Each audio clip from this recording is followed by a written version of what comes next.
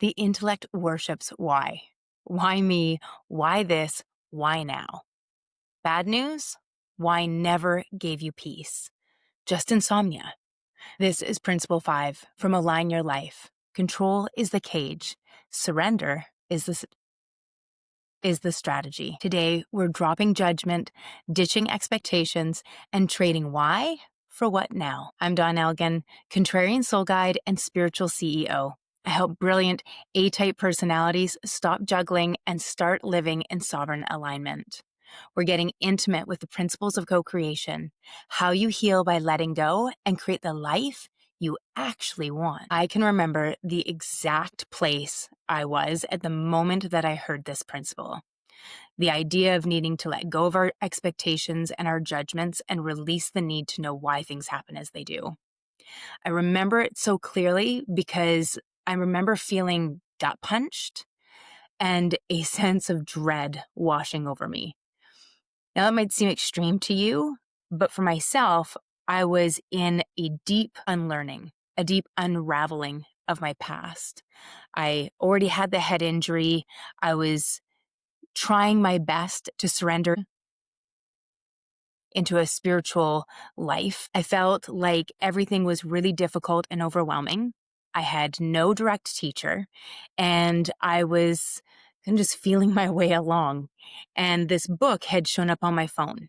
I'd never heard of Carolyn Mace before, and it was a recording of one of her trainings called Advanced Energy Anatomy. And this book, in many ways, cracked everything open for me for what I do now. So with this one principle, why it gut punched me so much is I recognized that I was not just interfering with my own personal growth.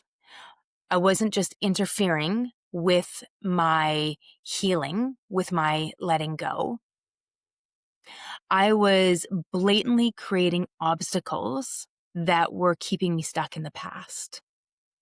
I was clinging to the stories of my childhood, to my upbringing, to my whole life. And the clinging to them was what was stopping me from being able to move forward. I was stuck in this childish behavior of not wanting to forgive until I understood why. I was stuck in the victim of these things happened to me, which really bothered me because that was one of my biggest triggers. So let's break down this one principle, and we'll start with judgment. Now, judgment is some of the heaviest baggage that we carry because it's not truth.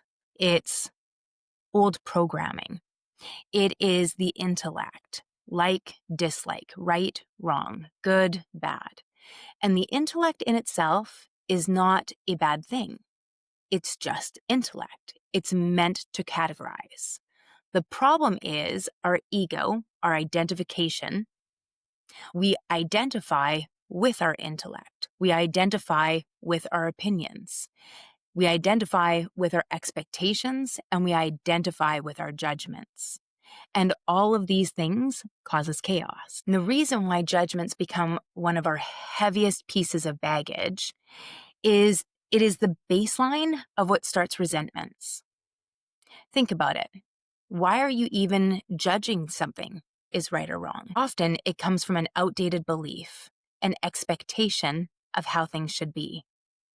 We need to understand these things, break them down to the most practical bits so that when we put them back together, we can let them go.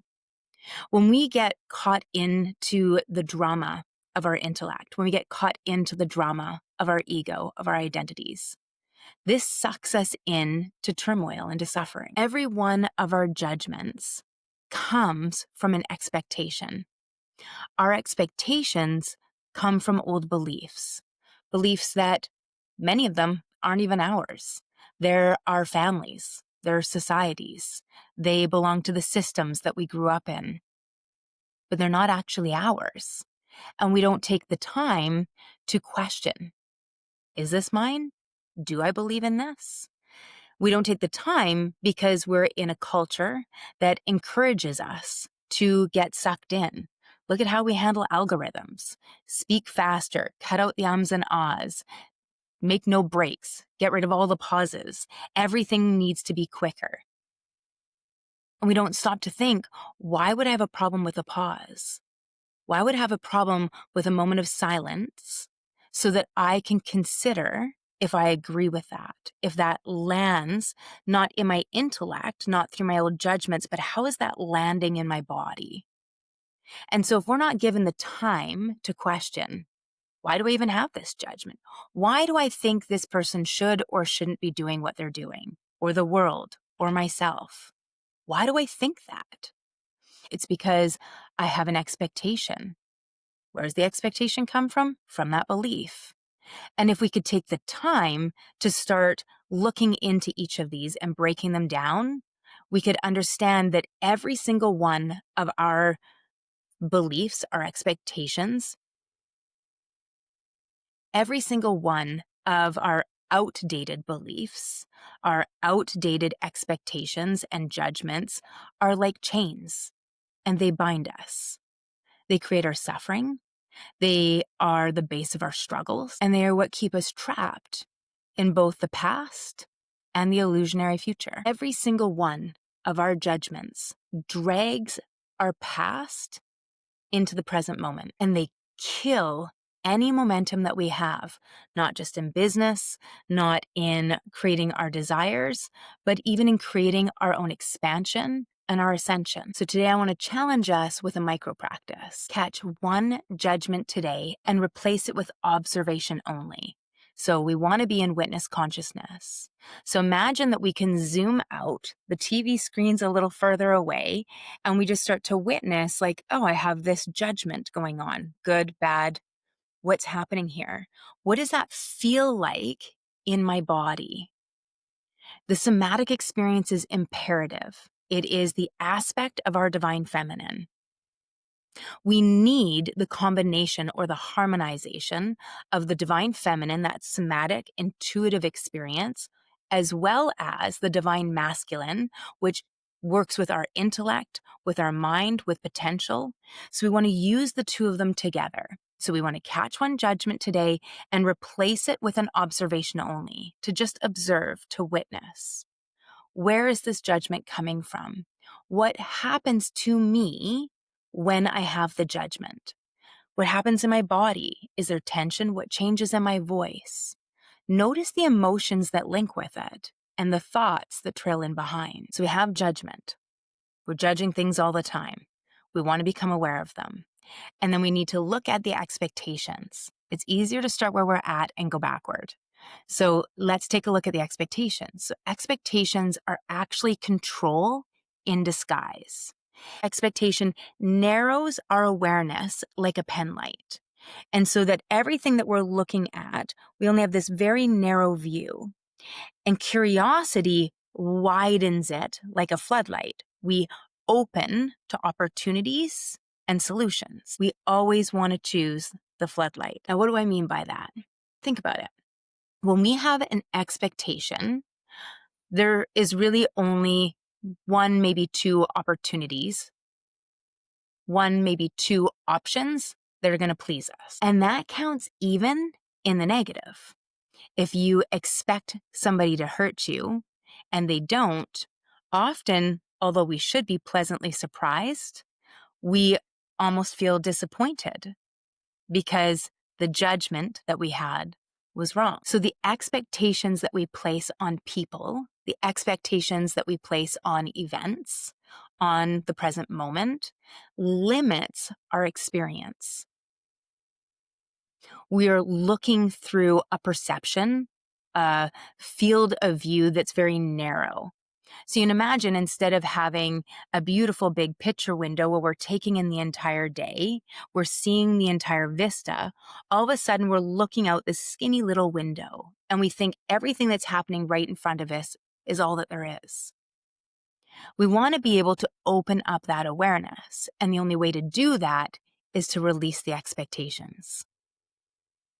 This can be hard because the ego is filtering everything through our past. That's all it has. It has the past, our past experiences. And if this person has hurt us before, even if it's not the same person, if we've been hurt before and things look similar, that could be they have the same hair. It could be that we feel the same on that day as we did back then. If something feels similar, we will narrow our point of view with an expectation of how it's going to play out. We do this for safety and security. It's not necessarily a bad thing, but we're not talking about being in the wild with a tiger. We're talking about walking into work. We are talking about events that we are designed to become more resilient with. But when we play in the past, instead of becoming more resilient, we actually weaken. We don't realize that what's happening is actually interfering with our growth. It's interfering with our ability to be resilient, to get stronger, to get wiser. And instead, we just get stuck back there, replaying the old loop over and over again. So expectations of people, of events, of situations, these are all things we need to let go of. Now, you might question this and say, okay, but this person's hurt me before, so why wouldn't I expect them to hurt me again? Doesn't that keep me protected? No, it doesn't. It actually keeps you weaker, even on a physical level. Think about it. You're expecting somebody to hurt you, which means that we're in our sympathetic nervous system. We have our heart rate elevated, our blood pressure's elevated. The blood is moved out into our limbs for fight and flight or flee. All of this is weakening our nervous system. It's weakening our organs because they're not replenishing. It's weakening our digestive system because we're not digesting our food when we're planning to fight for our life. And meanwhile, all we're doing is talking to somebody. When we can release the expectations, we just simply stay there. Yes, they've done this in the past, and we have that wisdom. When we are grounded in ourselves and can trust ourselves to come back into the physical experience so that we can intuit where there's a lie, where there's a truth, then we don't need to be in this state of preparation. Instead, we're just completely present, which is the strongest position that we can be in. Always. Like I said, if we have an expectation of something bad happening and it doesn't go the way that we expected it to, even if it went better, there's a piece of us that resents it because life didn't sign your contract. Life didn't play by your rules, the rules that we created to try and control our outcomes. Even if those outcomes were going to make us unhappy, were going to hurt us. And we just don't realize it because we don't take the pause to make sure of why we are thinking the way that we're thinking. Why am I judging this? Why am I expecting this? Yes, they have done that in the past, but today's a new day. And every single moment of the day, we have another opportunity to change. We have the ability to become aware of ourselves. Does that mean everybody will? No, it doesn't. But there's only one way to find out. And that's to stay present. So instead of coming into it with an expectation of, oh, well, this is how they've always behaved, so they're going to do it again, prepping all of those conversations based on the past, what if we came into it with curiosity? So the micro challenge for you on this one is to be curious. I wonder. I'm curious what wants to happen. I'm curious how this conversation is going to unfold. I'm curious as to how my day is going to go. I'm curious. Curiosity keeps us completely present. It's that state of wonder. Just like a child being at a fair or amusement park. They're just caught in everything and they're pulled in like, wow. And we have that exact same ability to experience every moment of our day like a wonderland. All we have to do is remain curious and present. Now, before we move on, if we catch ourselves, we've gotten pulled into an old judgment, we have realized that we have this expectation, do not beat yourself down. Just stop. Let it go. Make a note of it if you can't think on it in the moment so that you can come back to it. And make yourself the promise that you will. Give yourself the time, the opportunity to explore these things. It's not going to happen in a 30-minute sitcom, but it could be within a week. You've sorted out why you have a specific judgment and expectations, and you've started to unbind yourself from them. You've started to step closer and closer into a life of freedom. We cannot get into that state of freedom, into this state of alignment, if we are judging ourselves, if we are beating ourselves up for getting caught in old loops. We simply want to become aware, let go, and start again from this moment. Just keep starting again, doing the best we can with what we have today. So for part 3, why is a trap. The demand to know why before moving on is ego, that identification with our past, with our experiences, with our beliefs. It's ego stalling your life. Remember that you are not your ego. We all have ego, we all have psyche, but it's meant to be a part. It's not meant to be the leader. The identification with our beliefs, with our expectations, with our judgments, is the identification that causes the suffering. And the demand to need to know why things happen as they do stops us from being able to let go, to be able to soften, to be able to get curious. There's a big difference in the energy behind, I need to know why this has happened, and I'm curious. What happened to you? For years, I was stuck in that demand. I could not let things go without knowing why they happened. I became fascinated by human behavior. I loved psychology. I wanted to know why people behave the way that they behave, including myself.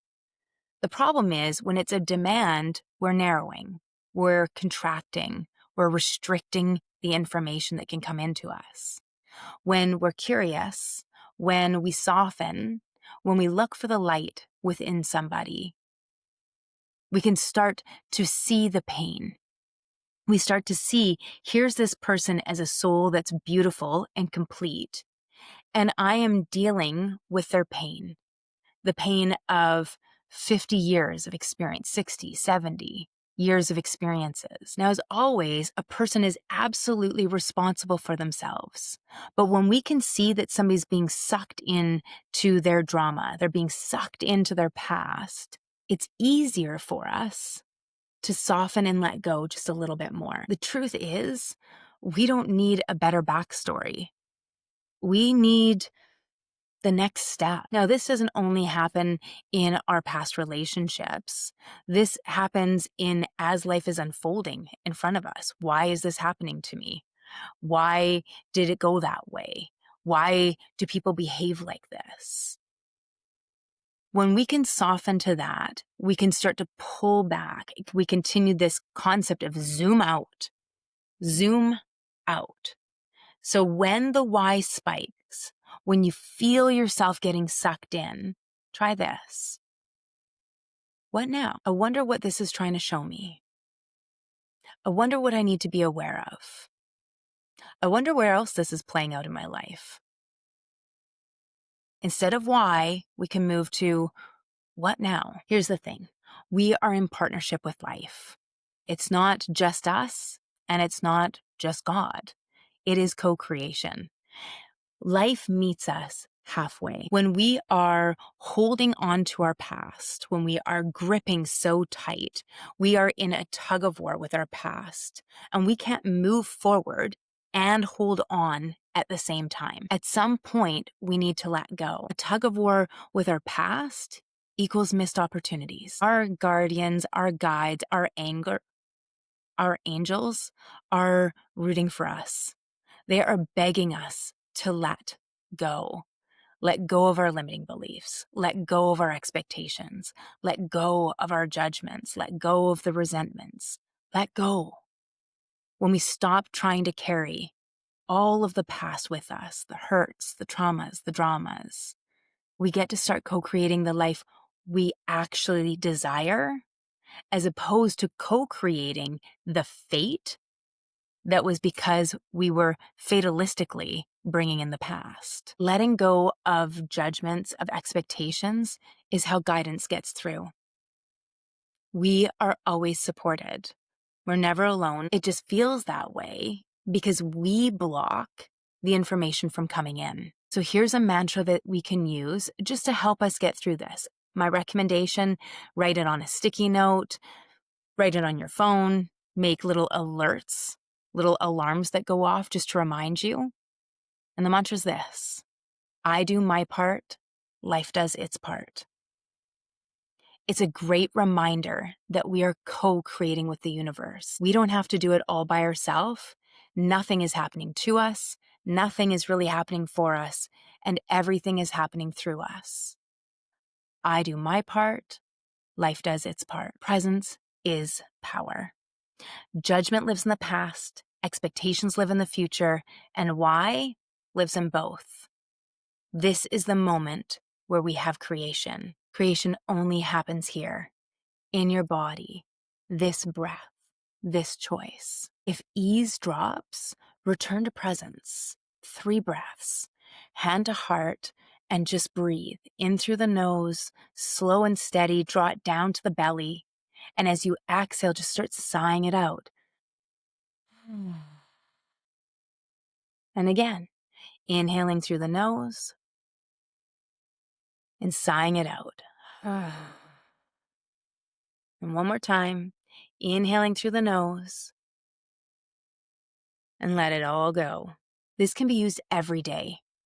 When I got photos back from Greece, my brain went nuclear.